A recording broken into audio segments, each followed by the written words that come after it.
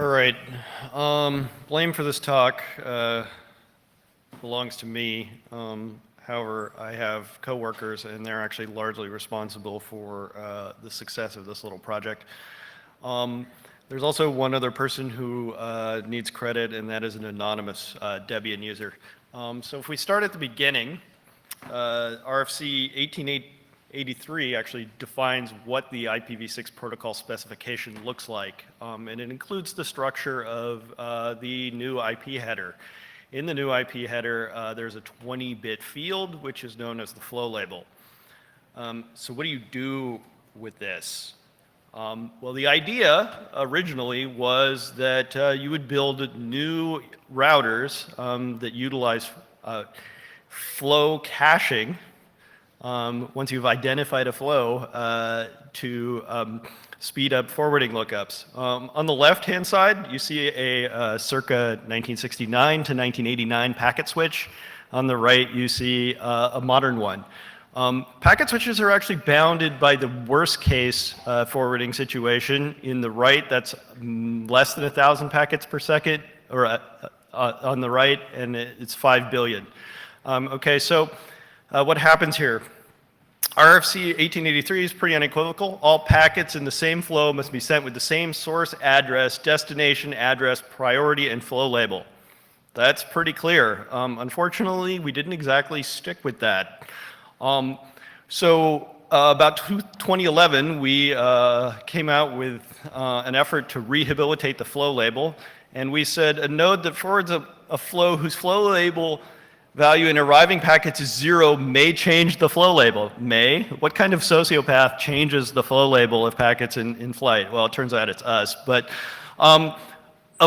we also said a forwarding node must either leave a non-zero flow label value unchanged or change it only for compelling operational security reasons. Okay, so that basically gives you a license to do whatever you want.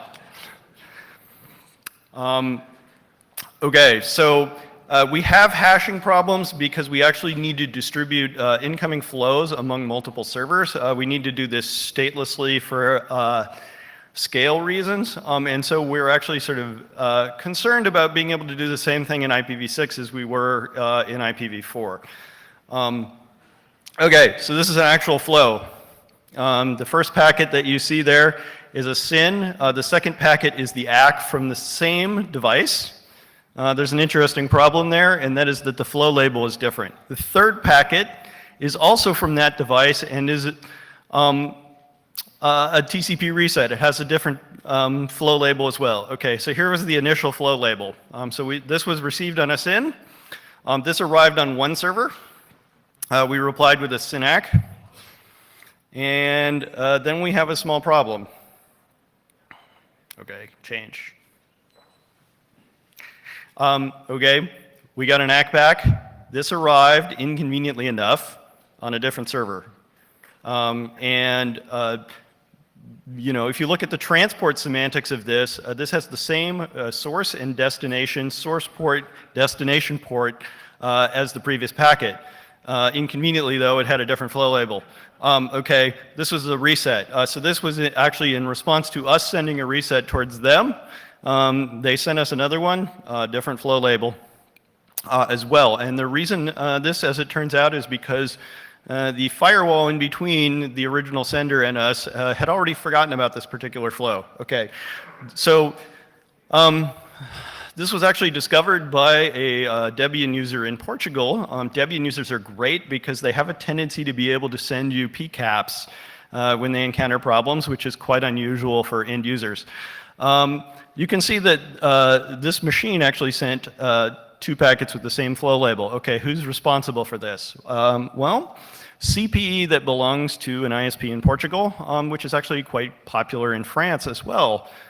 Some people ship these things IPv6 enabled by default. It turns out that if you also enable QoS, they have a tendency to change the flow label. Okay, so who is actually responsible for this? ISPs. We kind of did this to ourselves, and in our zeal to deploy this, we've actually come up with several variations of this over time. Flow label 0 was quite common for a very long time. Linux systems are sort of notorious for that until they got beyond that and actually started creating them. But we've actually seen other devices do this in the wild, so this particular one was not exactly unique. And that's not on the 20-second timer. Can I make it go forward? Okay.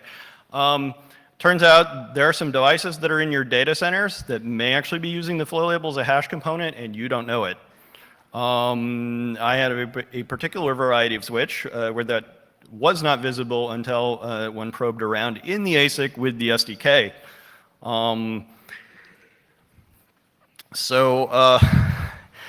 It turns out that problems with large-scale projects like the deployment of IPv6 have kind of a long history. We're kind of talking past each other with respect to what we expect protocol implementations to do, and the more times we add options, we get to this particular situation. It turns out you can put anything you want in a dumpster. There are some things, however, if you mix them together, are kind of combustible. So we had to remove the flow label as a hashing component from our systems. And when we look at vendor implementations, obviously we sort of demand visibility into what is actually being used as hash components. The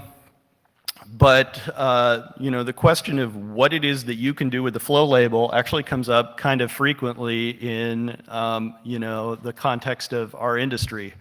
My recommendation, let's see if I can get this to advance. Don't do anything. If somebody recommends that you do something with the flow label internally, I would encourage them to find a nice beach. Because if you do something internally, undoubtedly at some point it will leak, right? Or other people will do it. The best thing that we can do actually is to stop creating advice for it and actually pretend like it doesn't exist. That is actually the option that has the least amount of damage to be applied in this case. And with that, I am done. So if there are any questions. Excellent.